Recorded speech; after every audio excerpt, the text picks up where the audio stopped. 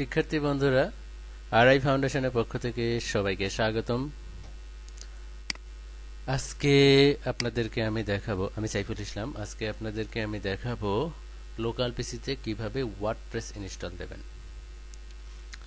তো লোকাল পিসিতে WordPress install দেয়া দেখাবো, এজন্য আমি ধরে নিচ্ছি যে আপনার কম্পিউটারে ওয়াম্প সার্ভার অথবা এক্সাম্প সার্ভার ইনস্টল দেওয়াই আছে। তো লোকাল পিসিতে এক্সাম সার্ভার অথবা ওয়াম্প সার্ভার ইনস্টল থাকলে সি ড্রাইভে ওয়াম্প নামক একটা ফোল্ডার তৈরি হয়। আসলে সবকিছু আমাদের রাখতে হয় হচ্ছে ডাব্লিউডাব্লিউর ভেতরে।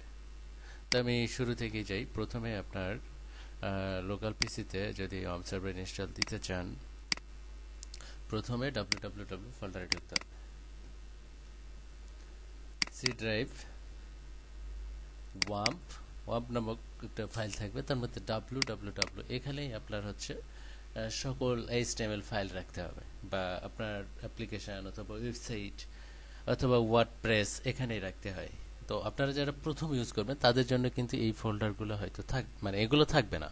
এগুলো আমার তৈরি করা, আমি ইউজ করেছি, তার মানে এই নয় যে আপনাদেরও থাকবে। তো ওয়ার্ডপ্রেস ইনস্টল দিতে চাইলে সর্বপ্রথম আপনার ওয়ার্ডপ্রেস সাইট থেকে আপনার ওয়ার্ডপ্রেসটা ইনস্টল মানে ডাউনলোড করে নিতে হবে।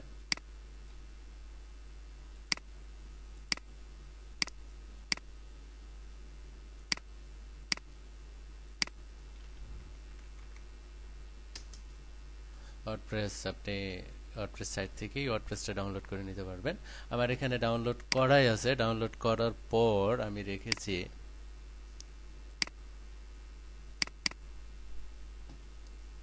অবশ্যই লেটেস্ট ভার্সন সবসময় ইউজ করবেন। আমার এখানে যেটা ডাউনলোড করা আছে সেটা হচ্ছে ওয়ার্ডপ্রেস 3.5। এখন বর্তমানে হয়তো 3.67 চলছে, আমি শিওর না, দেখতে হবে। দেখি ওয়ার্ডপ্রেস 3.52, হ্যাঁ মোটামুটি আমারটা লেটেস্ট আছে। তো ওয়ার্ডপ্রেস ডাউনলোড করার পর প্রথম কাজ হচ্ছে, সাপোজ মনে করেন আমি ডাউনলোড করেছি, আমি ডাউনলোড করে দেখাচ্ছি না, কারণ ডাউনলোড করে দেখাতে গেলে আমার টিউটোরিয়ালটা অনেক বড় হয়ে যাবে। আমি ডাউনলোড করেছি, ডাউনলোড করার পর এটাকে এক্সট্রাক্ট করবেন, এক্সট্রাক্ট হেয়ার। তো এক্সট্রাক্ট হওয়ার পর এই ফাইলটাকে আমাদের ওয়াম্পের ভিতরে রাখতে হবে। তো আমি দেখাচ্ছি কিভাবে রাখবেন। এক্সট্রাক্ট হওয়ার পর এটাকে কপি করবেন। কপি করার পর কম্পিউটারে ওয়াম্প সার্ভার যেখানে ইনস্টল হয়েছে, ডিফল্টভাবে ইনস্টল দিলে কিন্তু সি ড্রাইভেই হবে, আপনি ইচ্ছে করলে অন্য কোনো ড্রাইভেও দিতে পারেন। তো আমার এখানে সি ড্রাইভে দেওয়া আছে। সি ড্রাইভে ওয়াম্পের মধ্যে তারপরে ডাব্লিউডাব্লিউর ভিতরে যাব। ডাব্লিউডাব্লিউর ভিতরে আমি ওয়ার্ডপ্রেসটা এখানে পেস্ট করব।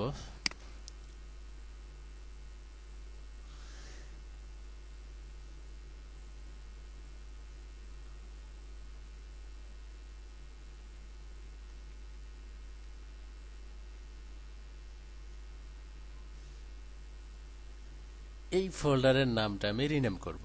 আমার যে নাম আমি সেই নামটা দেব। সাপোজ আমি দেব আরআই ফাউন্ডেশন।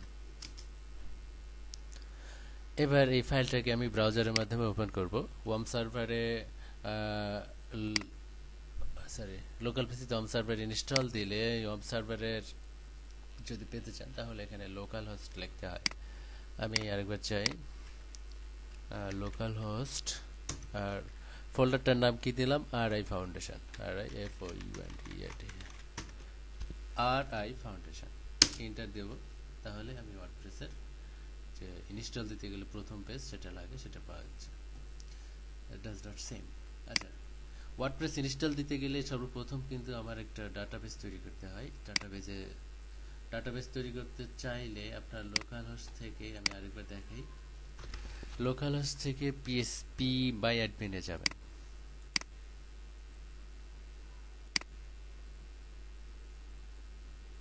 পিএসপি বাই অ্যাডমিনে যে আপনি একটা ডাটাবেস তৈরি করবেন। ডাটাবেসের নামটা আপনি যে কোনো দিতে পারেন, তবে এমন ডাটাবেসের নাম ইউজ করবেন যাতে আপনি মানে আপনার মনে থাকে। আমি ডাটাবেসের নাম RIF দিলাম। ডাটাবেসের নাম এগুলো আপাতত চেঞ্জ করার দরকার নাই। কলুশন বা এটা কোনো কিছু চেঞ্জ করবেন না। চেঞ্জ করতে গেলেই আপনার হয়তো সমস্যা হতে পারে। চেঞ্জ করার দরকার নেই, ডাটাবেস তৈরি হয়ে গেছে। Database RIF has been created. এখন আমরা ওয়ার্ডপ্রেস ইনস্টলে যাই, যে লোকাল হোস্ট, তারপরে ফোল্ডারের যে নামটা দিয়েছিলাম, তারপর ইন্টার দেওয়ার পর যে পেজটা আসছে, ক্রিয়েট এ কনফিগার ফাইল। সর্বপ্রথম ওয়ার্ডপ্রেস ইনস্টল দিতে গেলে আপনাকে একটা কনফিগার ফাইল তৈরি করতে হবে। Let's go. ডাটাবেস নেম, ডাটাবেসের নেমের জায়গায় আপনি দিবেন যে ডাটাবেসটা আপনি ওয়ার্ম সার্ভার থেকে একটু আগে তৈরি করলেন, যে নামটা RIF, সেটা দেবেন। RIF ইউজার নেম, PHP মাই অ্যাডমিনের মানে ডিফল্ট ইউজার নেম হচ্ছে রুট, ROOT রুট, আর ডিফল্ট পাসওয়ার্ড হচ্ছে ফাঁকা এমটি। ডাটাবেস হোস্টে লোকাল হোস্টই থাকবে। ডাটাবেস টেবিল প্রিফিক্সের ক্ষেত্রে WP থাক, কোনো সমস্যা নেই। সাবমিটে ক্লিক করলাম। এবার রান দ্য ইনস্টল বাটনে ক্লিক করলাম। এবার ওয়ার্ডপ্রেস ইনস্টল হচ্ছে। ওয়ার্ডপ্রেস ইনস্টল কিন্তু আসলে খুবই সহজ, জটিল কোনো কাজ না। জাস্ট একবার ভিডিওটা দেখলে অবশ্যই আপনি বুঝবেন। এখন আমি দেব হচ্ছে সাইটের নাম।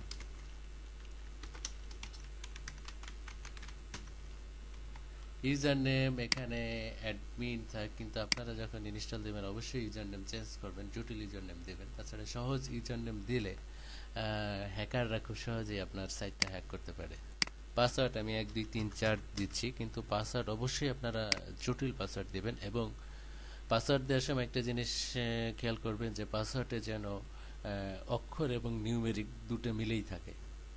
আমি এখানে 1 2 3 4 দিয়েছি।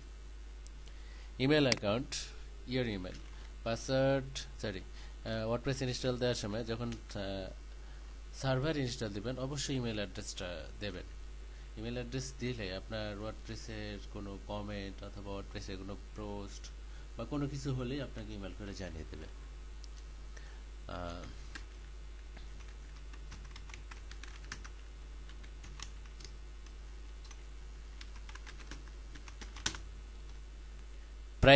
প্রাইভেসির এই জিনিসটা আপনার লক্ষ্য রাখা উচিত। Allow search engine to index this site, এটা হচ্ছে আপনার সাইটটাকে সার্চ ইঞ্জিনে অ্যালো করবেন কিনা।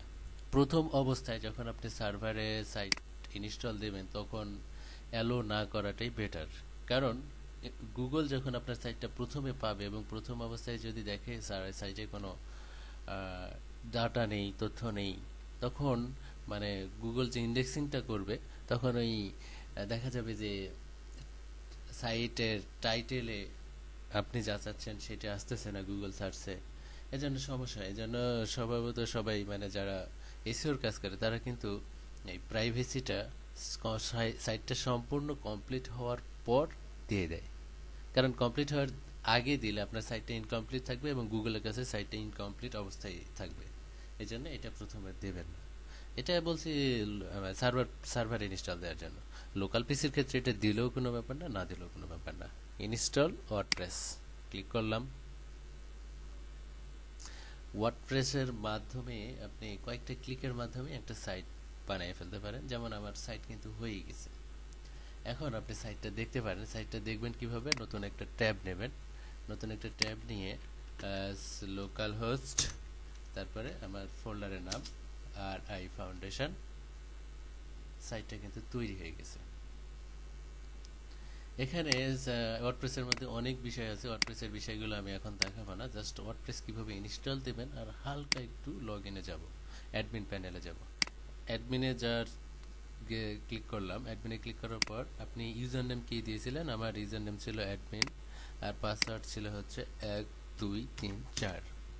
রিমেম্বার দিলে তো রিমেম্বার হবে। লগইনে ক্লিক করলাম। এটা হচ্ছে আপনার ওয়েবসাইট আর এখানে আসবে হচ্ছে আপনার অ্যাডমিন প্যানেল। আপনি আপনার সাইটের যে কোনো পরিবর্তন করতে গেলে অ্যাডমিন প্যানেল থেকে পরিবর্তন করবেন। আর পরিবর্তন করার পর রেজাল্টটা পাবেন কোথায়? আপনার সাইটে।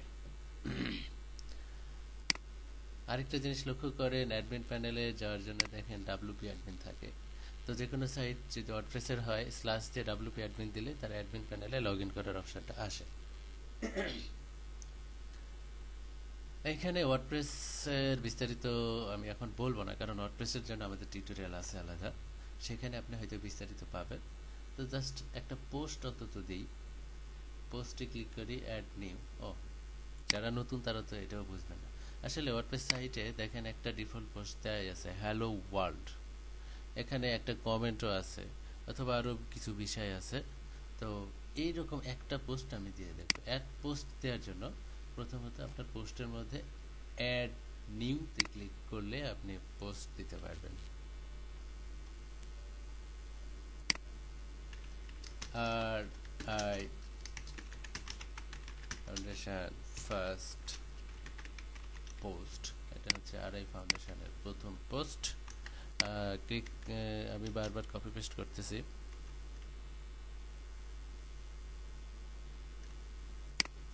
আবার ওয়ার্ডপ্রেসে যদি আপনি ইমেজ দিতে চান, এখানে ক্লিক করে ইমেজ দিতে পারেন। আমি এখন ইমেজ দেব না, থাক। আচ্ছা, দিই একটা ইমেজ তো অন্তত দিই।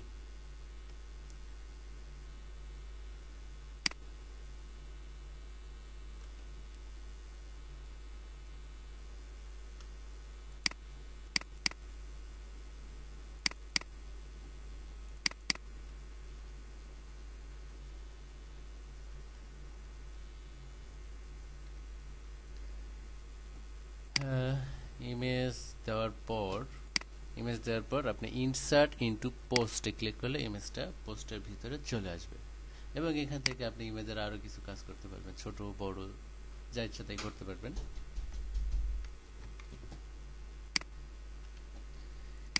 ইমেজ দেওয়ার পর আপনি যা করবেন সেটা হচ্ছে আপনি ফিচার ইমেজ দিবেন, ঠিক একইভাবে এখানে যেভাবে ইমেজ দিলেন ফিচার ইমেজ। এত বেশি কিছু এখন জানার দরকার নেই।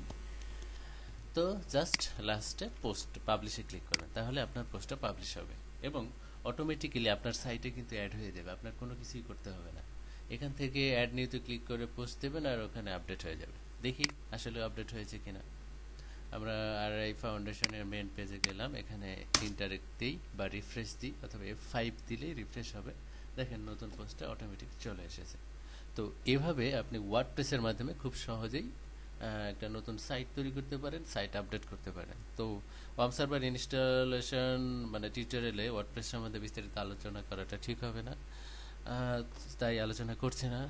আর আই ফাউন্ডেশনের পক্ষ থেকে সবাইকে স্বাগতম, শুভেচ্ছা জানিয়ে আজকে টিউটোরিয়াল এখানে শেষ করছি। আমি সাইফুল ইসলাম, ধন্যবাদ সবাইকে।